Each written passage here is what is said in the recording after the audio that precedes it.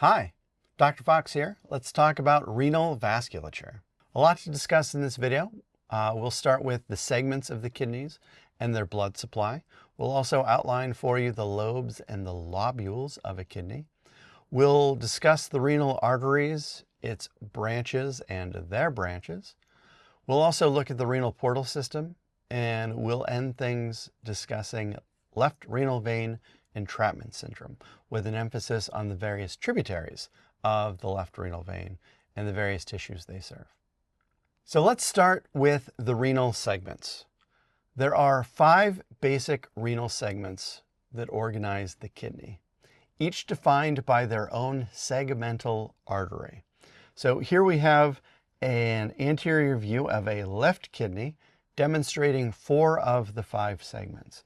So there is an apical segment at the superior pole. There is an inferior segment at the inferior pole. And then in the middle, we have anterior superior and anterior inferior. Not shown would be the posterior segment that is in line with these anterior superior and inferior segments. So there are 5 segments, and the renal artery divides into 1, 2, 3, 4, 5 segmental arteries.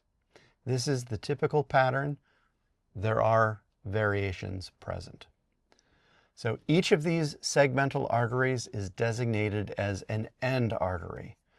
End arteries, as you may recall, are arteries which do not anastomose with other arteries.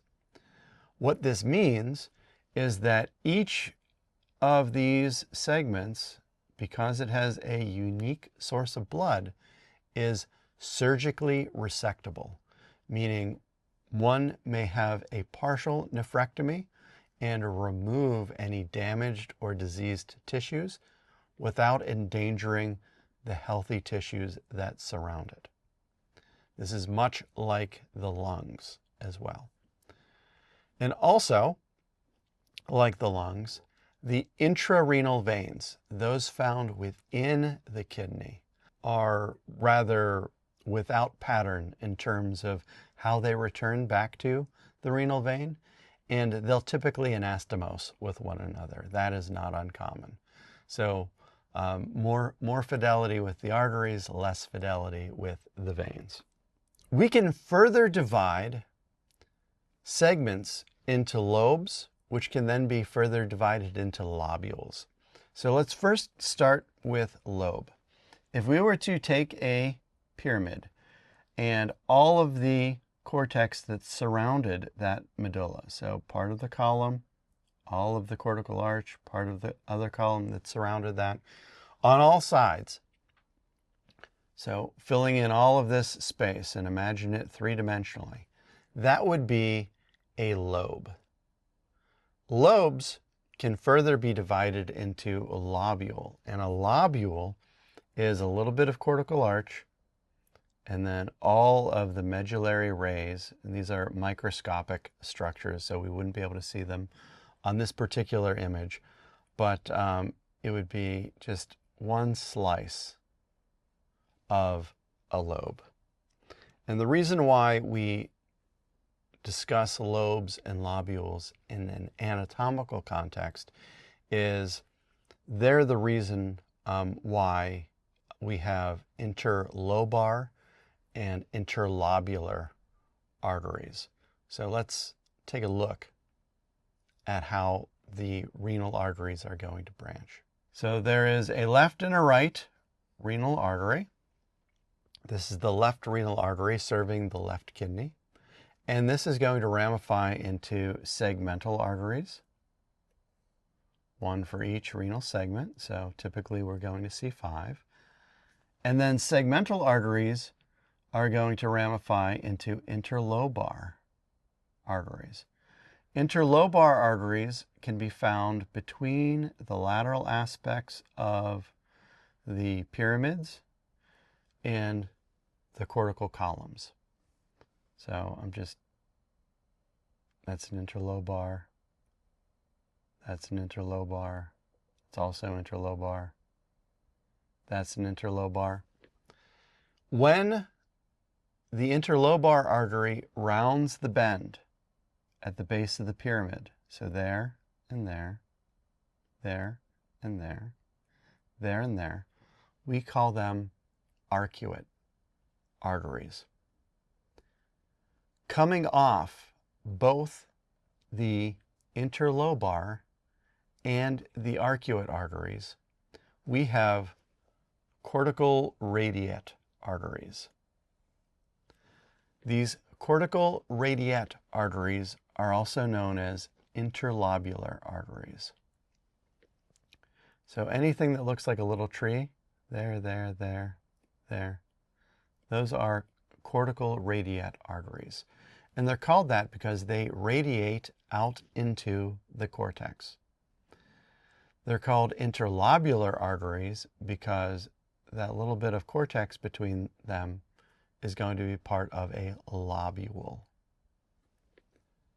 Now, each of those cortical radiate arteries, as it branches out into the cortex, is going to supply afferent arterioles.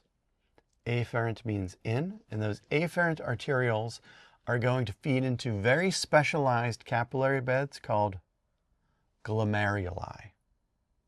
Glomeruli is the plural of glomerulus, and that is the capillary bed whereby blood is transformed into filtrate. Filtrate is the substance that precedes urine. So there is also a renal portal system. A portal system, as you may recall, is a vessel that connects two capillary beds. Portal systems may be arterial, they may be venous. In the context of the renal portal system, these are arterial portal systems, and these are ubiquitous, very common throughout the kidney. And what this portal system does is it connects glomeruli.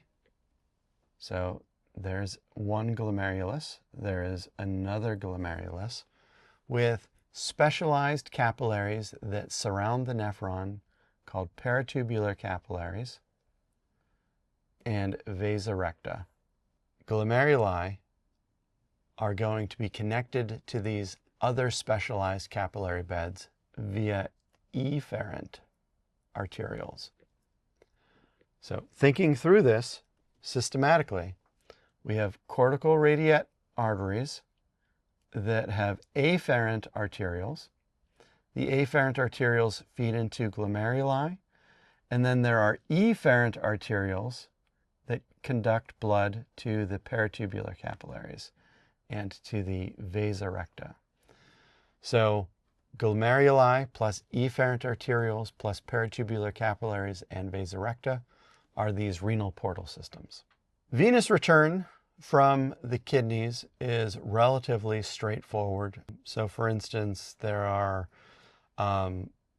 arcuate veins and interlobar veins and segmental veins, and all of these feed back into renal veins because we have a theme. So here is the inferior vena cava, the IVC.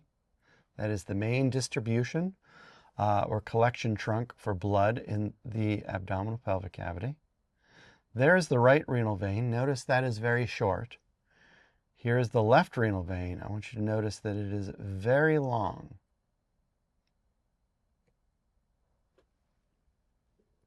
So the left renal vein is 3 times longer than the right renal vein. And it is going to have branches, or tributaries rather, that are going to drain structures on the left that on the right side drain directly into the IVC. So, for instance, the left suprarenal vein drains into that left renal vein. The left inferior phrenic vein drains into that left renal vein. So suprarenal vein from the left suprarenal gland, left inferior phrenic vein from the left inferior side of the diaphragm. Oftentimes these are received by a common trunk, which we can see right here. And inferiorly, we can see a left gonadal vein. So that left gonadal vein is coming up from the gonads, either the testis or the ovaries, and feeding into that left renal vein. So all of those veins on the left side go into the left renal vein. All of them on the right side go into the inferior vena cava. Now, crossing over the left renal vein is a major artery that supplies the midgut, and that's the superior mesenteric artery, or the SMA for short. It's a branch of the abdominal aorta. If we were to look at this kind of as a silhouette, so here's the abdominal aorta. So looking at it laterally, there's the SMA. And between the two of these, kind of in the crook of that, would be the left renal artery.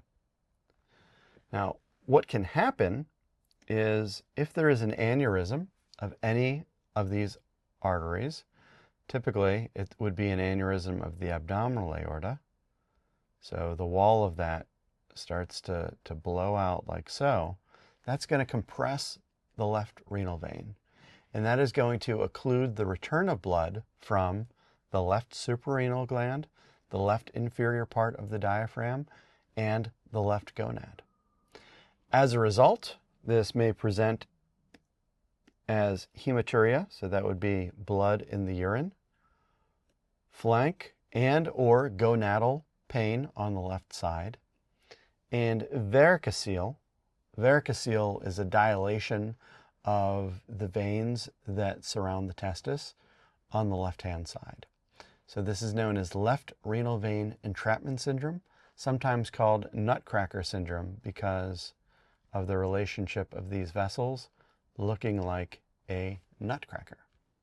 So we've discussed the segments of the kidneys and how we can divide segments into lobes and lobules. We've discussed the branching pattern of the renal arteries into segmental and then interlobar and interlobular and arcuate arteries.